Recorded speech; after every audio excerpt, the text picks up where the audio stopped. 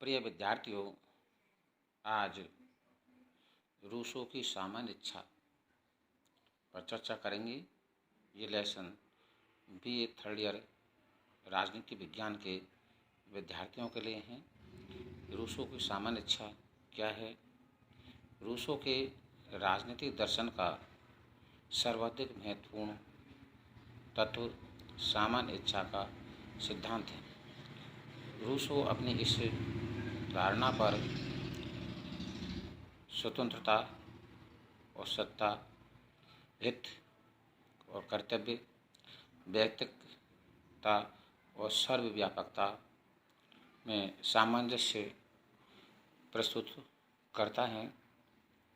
व्यक्ति समझौते द्वारा समुदाय के लिए अपनी शक्ति का जो परित्याग करता है, उसे उसकी व्यक्तिगत इच्छा का स्थान एक सामान्य इच्छा जनरल विल ले लेती है। रूसो ने सामान्य इच्छा की पृष्ठभूमि में यथार्थ इच्छा और आदर्श इच्छा में अंतर किया है। जैसे नंबर 1, यथार्थ इच्छा। यथार्थ इच्छा मानव की इच्छा का वह भाग है जिसका लक्ष्य व्यक्तिगत दृष्टि, स्वार्थ की दृष्टि से और जो स्वयं व्यक्ति में केंद्रित है। इसके अंतर्गत सामाजिक हित की अपेक्षा व्यक्तिगत स्वार्थ की प्रबलता होती है। डॉक्टर आशीर्वादम, जो बड़े विचारक हैं, उन्होंने अपने शब्दों में व्यक्ति की सामान्य विरोधी इच्छा है, क्षणिक एवं तुच्छ इच्छा है और ये संकुचित तथा स्वविरोधी है। दूसरा, आदर्श इच्छा। आदर्श इच्छा इसके विपरीत।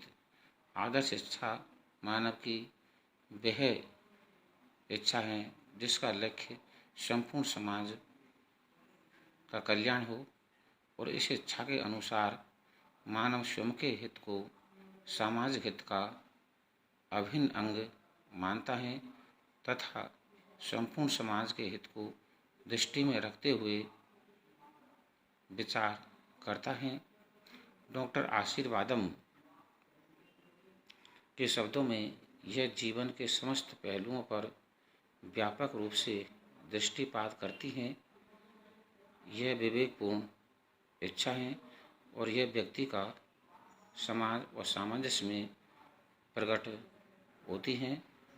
ग्रीन ने सामान्य इच्छा की सूक्ष्म और अर्थपूर्ण व्याख्या करते हुए लिखा है कि सामान्य आदर्शों की सामान्य चेतना ही सामान्य इच्छा है। बोसाके के अनुसार सामान्य इच्छा संपूर्ण समाज की सामूहिक अथवा सभी व्यक्तियों की ऐसी इच्छाओं का समूह है जिसका लक्ष्य सामान्य हित की पुष्टि हो। जर्मिनो दांते सामान्य इच्छा के समुदाय की श्रेष्ठ भावना कहते हैं। सामान्य इच्छा का निर्माण ऐसा समाज जो सभ्य और सुसंस्कृत हो और उसमें नागरिकता की भावना हो,